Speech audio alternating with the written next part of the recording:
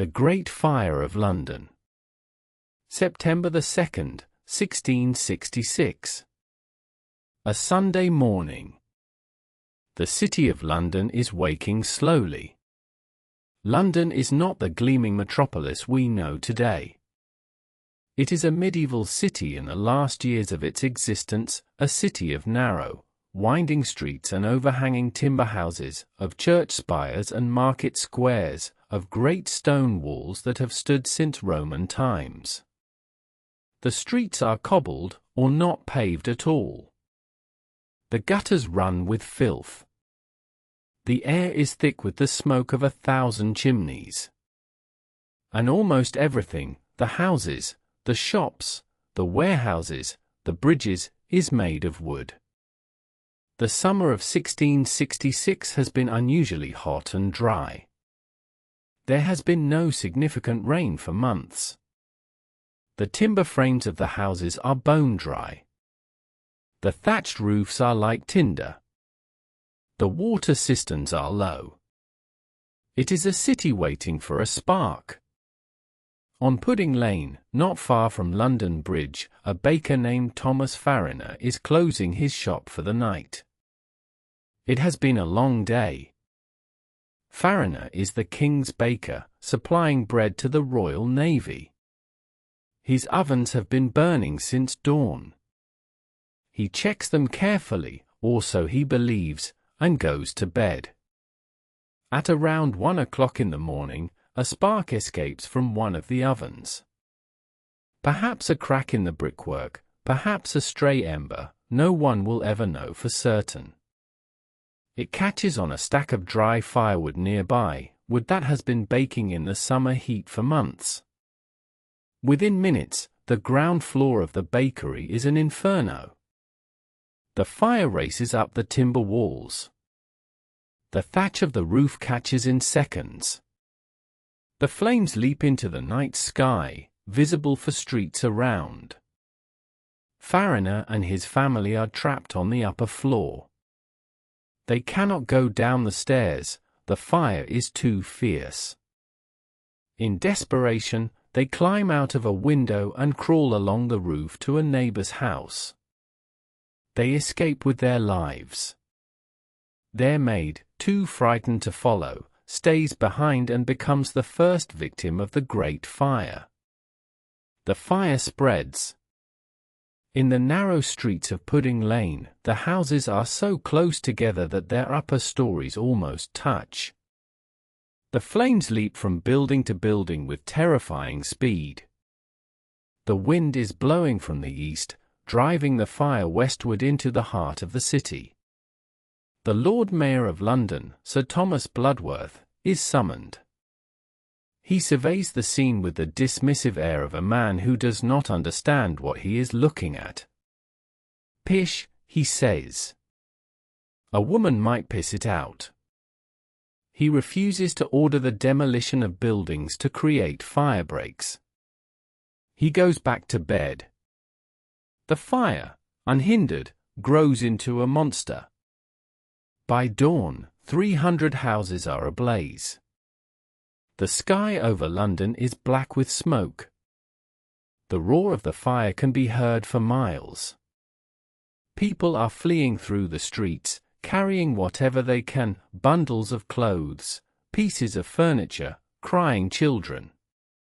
The narrow streets become choked with carts and carriages and terrified people. The River Thames is crowded with boats, people loading their possessions onto barges, desperate to escape. The fire consumes everything in its path. The great warehouses along the river, filled with oil and tar and brandy and coal, explode when the flames reach them. The heat is so intense that the lead roof of St. Paul's Cathedral melts and runs down the streets like a silver river. The stones of the cathedral crack and crumble. The great church, the heart of London for 600 years, collapses in a roar of flame and falling masonry. Samuel Pepys, the famous diarist, watches the fire from across the river. He writes in his diary, we saw the fire as only one entire arch of fire from this to the other side of the bridge, and in a bow up the hill for an arch of above a mile long. It made me weep to see it. King Charles II takes personal command of the firefighting efforts. He orders the Navy to blow up houses with gunpowder, creating fire breaks to stop the advance. The explosions shake the city. Buildings that have stood for centuries are reduced to rubble in seconds. It is a desperate measure, but it begins to work. For 3 days, the fire burns. For 3 days, London is an inferno. The glow can be seen from Oxford, 50 miles away. The smoke cloud reaches France. When the fire finally dies, on September the 5th, the city is unrecognizable. 13,200 houses have been destroyed. 87 churches. 44 company halls. The Royal Exchange.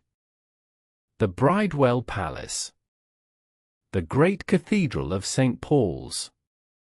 An area of 436 acres, more than 80% of the old city, has been reduced to ash and rubble.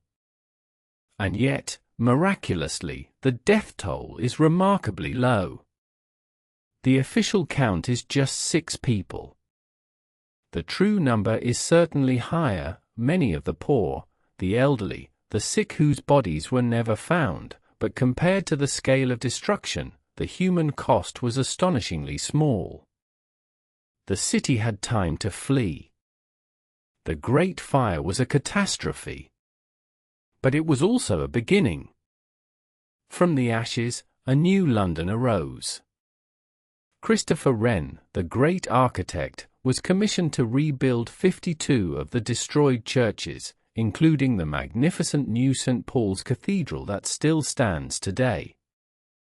The new city was built not of wood but of brick and stone. The streets were widened. Sanitation was improved. The plague, which had ravaged the city the year before, never returned with the same ferocity. The rats that carried the disease had been destroyed by the fire. The monument, a great stone column 200 feet high, was erected near Pudding Lane to commemorate the fire. It still stands there today, marking the spot where the Great Fire began. Thomas Fariner, the baker, always insisted that his ovens had been properly extinguished. To this day, no one knows for certain whether he was telling the truth. A French watchmaker named Robert Hubert claimed to have started the fire deliberately, and was hanged for it, but it later emerged that he was not even in London when the fire began. He was simply a confused man with a desperate need for attention. The true cause remains a mystery. Perhaps it was Fariner's oven. Perhaps it was a careless pipe smoker. Perhaps it was something else entirely. We will never know for certain. What we do know is this: in the space of 4 days, one of the great cities of Europe was destroyed. And in the years that followed, it was rebuilt, greater and more beautiful than before. The Great Fire was an ending, but it was also a beginning. It cleared away the old, the cramped, the unsanitary, and made space for something new. In the quiet of a London evening, if you stand at the monument and look up at the sky, you can almost imagine the glow of those flames, the roar of that fire, the terror of that night. And you can almost hear the voice of Samuel Pepys, whispering across the centuries, "It made me weep to see it." But the city lived. The city always lives. That is the story of London. The rebuilding of London after the Great Fire was one of the most ambitious urban projects in history. Christopher Wren, the brilliant architect and mathematician, was commissioned to redesign the city. He proposed a grand plan with wide boulevards, grand piazzas, and a rational grid of streets, a vision of a modern, orderly city inspired by the great capitals of Europe. In the end, Wren's grand vision was only partially realized. The old property lines proved too complex to untangle, and the merchants and homeowners who had lost everything were eager to rebuild quickly rather than wait for a perfect plan. But Wren did leave his mark on the city in a profound way. He designed 52 new churches, each one a masterpiece of restrained English Baroque. Their spires still punctuate the London skyline, rising above the modern glass towers like messengers from another age. And of course, he designed the greatest of them all, the new St. Paul's Cathedral. Its great dome, rising 365 feet above the city, became the symbol of a reborn London. It took 35 years to build. Wren was 43 when he began. He was 78 when the last stone was laid. He lived to see his masterpiece completed, and when he died, he was buried in the crypt beneath it. His epitaph, written in Latin, reads, "If you seek a monument, look around you." The monument to the Great Fire, designed by Wren and his colleague Robert Hooke, was completed in 1677. It stands 202 feet high, exactly the distance from its base to the site of Thomas Farriner's bakery on Pudding Lane. If you climb the 311 steps to the top, you can see the entire city spread out before you, the city that rose from the ashes, the city that survived, the city that never stops changing. The Great Fire was a catastrophe, but it was also a purification. The filthy, crowded medieval city was swept away. The plague, which had killed 100,000 Londoners the year before, never returned with the same fury. The rats that carried the disease had perished in the flames.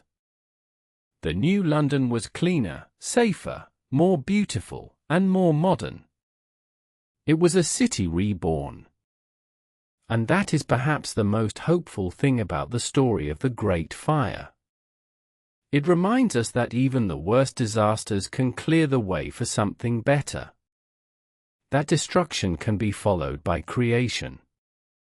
That from the ashes, new life can grow. The fire started in a bakery. It ended in a cathedral. That is the story of London.